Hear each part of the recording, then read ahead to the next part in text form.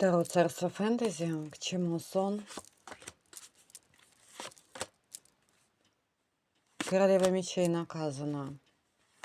Королева жезлов тоже.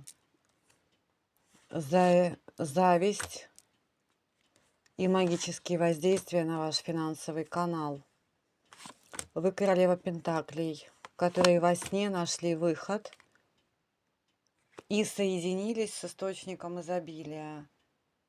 Либо же во сне был контакт с вашей божественной частью, мужского или женского соответственно, что усиливает ваш жизненный потенциал и дает возможность проводить денежные земные энергии для реализации в мире. Восстановление судьбы произошло во сне. Во благо.